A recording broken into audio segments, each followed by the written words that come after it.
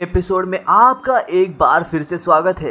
दोस्तों, जैसे कि आप सब जानते हैं कि आज के ज़माने में आत्मरक्षा और देश की रक्षा बहुत ही ज़्यादा इम्पोर्टेंट हो गई है और इसीलिए एक देश दूसरे देश से अपनी रक्षा करने के लिए अपने बॉर्डर पर सेना को तैनात करता है और दूसरे देश की सेना से लड़ने के लिए वह उन्हें ढेर सारे हथियार और इक्विपमेंट प्रदान करते हैं।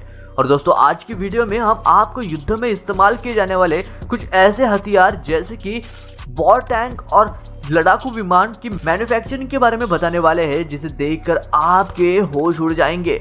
और साथ ही साथ हम आपको यह भी बताएंगे कि पुलिसकर्मी जिस पिस्तौल का इस्तेमाल करते हैं उस पिस्तौल को फैक्ट्री में कैसे बनाया जाता है। तो आप इस वीडियो को अंत तक जरूर देखिएगा क्योंकि यह वीडियो बहुत ही ज़्यादा मज़ेदार और इंटरेस्टिंग होने वाली है। लेकिन उससे पहले अगर अभी तक आपने हमारे चैनल को सब्सक्राइब नहीं किया हो तो चैनल को सब्सक्राइब करके पास में दिए गए बेल आइकन को दबाकर ऑल का ऑप्शन जरूर सिलेक्ट कर ले।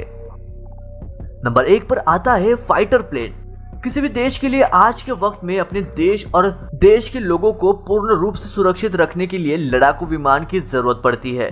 लेकिन क्या आपको पता है कि इन लड़ाकू विमानों को कैसे बनाया जाता है? अगर नहीं तो कोई बात नहीं, क्योंकि आज हम आपको बताने वाले हैं फैक्ट्री में लड़ाकू विमान कैसे बनाए जाते हैं। अभी जो आप देख रहे हैं वह स्वीडन में स्थित लड़ाकू विमान बनाने वाली साब नाम की कंपनी है। यह कंपनी विश्व प्रसिद्ध जैट स्क्रिपोन एयरक्राफ्ट बनाती है। इस फैक्ट्री में दुनिया के जाने माने एरोनॉटिक्स इंजीनियर मौजूद है और यह इंजीनियर ही इन लड़ाकू विमानों को असेंबल करने का काम करते हैं। विमान के बॉडी को एक खास तरह के एल्यूमिनियम से बनाया जाता है जो कि हल्का तो होता है बल्कि उसके साथ साथ काफी मजबूत भी होता है। लड़ाकू विमान बनाना एक बहुत ही मुश्किल का काम होता है। यह ऐसा नहीं होता कि फैक्ट्री में एक ही साथ बहुत सारे एयरक्राफ्ट बना दिए जाते हैं, बल्कि यहाँ जो एयरक्राफ्ट बनाए जाते हैं उन्हें बहुत ही बारीकी से और ज़्यादा ध्यान लगाकर बनाया जाता है। इसलिए पूरे साल में फैक्ट्री में गिने चुने विमान ही बनकर तैयार होते हैं। इस फैक्ट्री में बन रहे एयरक्राफ्ट की कीमत 300 करोड़ है और इस 300 करोड़ के एयरक्राफ्ट में कई तरह की फिटिंग की जाती है, जिसमें इलेक्ट्रिक फिटिंग से लेकर सीट और हजारों तरह के सेंसर की फिटिंग मौजूद होती है। लड़ाकू विमान की टेस्टिंग के लिए फैक्ट्री में विमान के अलग अलग डिपार्टमेंट के एक्सपर्ट्स मौजूद होते हैं जो विमान निर्माण में बारीकी से नजर रखते हैं। विमान का सबसे महत्वपूर्ण हिस्सा होता है उसका इंजन, जो कि इस फैक्ट्री में नहीं बनाया जाता। यहाँ इंजन को दूसरे फैक्ट्री से एक्सपोर्ट करके लाया जाता है जिसे कि इस विमान में सेट किया जाता है और इस तरह से एक एक करके विमान के सभी पार्ट्स को असेंबल कर लिया जाता है और इस तरीके से फैक्ट्री में लड़ाकू विमान बनकर तैयार हो जाते हैं। और इसके बाद एक्सपर्ट पायलट द्वारा विमान की टेस्टिंग की जाती है और ये टेस्टिंग एक बार नहीं बल्कि 3 से 4 बार की जाती है और अगर कोई खराबी निकलती है तो विमान को दोबारा से फैक्ट्री में भेजा जाता है और केवल टेस्ट में पास हुए विमानों को ही आगे सर्टिफिकेशन दिया जाता है। अब अगले नंबर पर आता है वॉर टैंक मैन्युफैक्चरिंग। बॉर्डर पर होने वाले युद्ध में टैंक एक बहुत ही महत्वपूर्ण रोल प्ले करते हैं और आजकल सभी देश अपनी सेना में मजबूत और एडवांस टैंक को शामिल कर अपनी सेना की ताकत बढ़ाने के लिए लगे हुए हैं।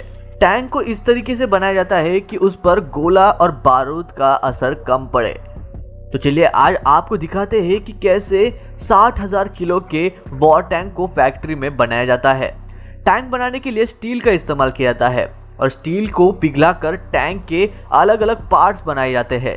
अभी जो आप देख रहे हैं उसमें टैंक के गोला छोड़ने वाले पाइप को बनाया जा रहा है। फैक्ट्री में ऑटोमेटिक मशीन की मदद से लोहे को शेप दिया जाता है और फिर 2 ट्यूब के साथ मशीन को जोड़ दिया जाता है, जिसकी वजह से एक ट्यूब दूसरे ट्यूब के अंदर जा सकती है। टैंक बना रही इस फैक्ट्री की सबसे खास बात यह है कि यहाँ टैंक का हर एक छोटा छोटा हिस्सा तैयार किया जाता है। इस फैक्ट्री में गियर बॉक्स में लगाए जाने वाले सभी प्रकार के पार्ट्स को तैयार किया जाता है। इसके एक एक हिस्से को बहुत ही सावधानी से सटीक माप के साथ तैयार किया जाता है और अभी जो आप देख रहे हैं वह सभी भारी भरकम टैंक को पावर देने वाला इंजन है। इस इंजन को भी इसी फैक्ट्री में तैयार किया जाता है। टैंक के बाहरी हिस्से को बनाने के लिए स्टील का इस्तेमाल किया जाता है। इसमें स्टील की मोटी परत को वेल्डिंग करके जोड़ा जाता है और फिर इस तरह से टैंक का मजबूत बाहरी भाग बनकर तैयार हो जाता है। टैंक के मेन हिस्से में कई तरह के सेटिंग्स की जाती है जो कि वर्कर्स द्वारा की जाती है। इस काम के पूरे होने के बाद टैंकर के पहियों पर स्पेशल चेन सिस्टम को लगाया जाता है और इस चेन सिस्टम की वजह से ही टैंक किसी भी तरह के सतह पर बिना फंसे चल सकता है। इसके बाद टैंक के ऊपरी पार्ट को तैयार किया जाता है और जब ये पार्ट बन जाता है तो इसे टैंक के मुख्य पार्ट के साथ ज्वाइन कर दिया जाता है और फिर टैंक के अंदर गोला बारूद की फिटिंग कर दी जाती है और उसके अंदर लगने वाले इलेक्ट्रॉनिक सिस्टम को लगाया जाता है। आजकल के एंटी टैंक एयरक्राफ्ट से इन टैंक्स को नेस्तनाबूद किया जा सकता है और इसीलिए आजकल के टैंक्स में एंटी टैंक हेलीकॉप्टर पर निशाना लगाने वाला एक स्पेशल सिस्टम भी लगाया जाता है। टैंक को तैयार करने के बाद उन्हें कई दिनों के लिए टेस्ट किया जाता है और जो टैंक टेस्ट पास कर देते हैं उन्हें ही सर्टिफिकेट दिया जाता है, यानी कि वो युद्ध के मैदान में जाने के लिए एकदम से तैयार है। अब अगले नंबर पर आता है सबमरीन मैन्युफैक्चरिंग। दोस्तों, अगर आप डिफेंस और मिलिट्री में रुचि रखते हैं तो आप यह तो जानते ही होंगे कि टैंक और फाइटर जेट प्लेन के अलावा सबमरीन भी बहुत ही खतरनाक हथियार है जो पानी के अंदर रहकर दुश्मनों को नेस्तनाबूद कर सकती है। आपको बता दें कि हमारे देश भारत के पास 17 सबमरीन है, जिसमें से 2 सबमरीन तो परमाणु हथियार ले जाने की भी क्षमता रखती है। लेकिन दोस्तों, क्या आप जानते हैं कि आखिरकार इन सबमरीन्स को फैक्ट्री में कैसे बनाया जाता है? अगर नहीं तो आइए आपको दिखाते हैं कि फैक्ट्री में सबमरीन्स कैसे बनाई जाती है। सबमरीन्स को बनाने के लिए भारी मात्रा में स्टील की जरूरत पड़ती है और इसलिए भारी मात्रा में स्टील को पिघलाया जाता है ताकि आसानी से सबमरीन का बाहरी ढांचा तैयार किया जा सके। स्टील को पिघलाने के बाद उनसे बड़ी और मोटी स्टील की शीट तैयार कर ली जाती है और उसके बाद सबमरीन के शेप के हिसाब से ही स्टील को मशीन की मदद से फोल्ड किया जाता है और जब सबमरीन के ऊपरी हिस्से को तैयार कर लिया जाता है तो वर्कर्स उन्हें वेल्डिंग करके एक साथ जोड़ देते हैं। सबमरीन्स के अंदर बहुत सारी मशीनें लगी होती है जिसके कारण नेवल ऑफिसर्स के पास घूमने फिरने के लिए काफी कम जगह होती है।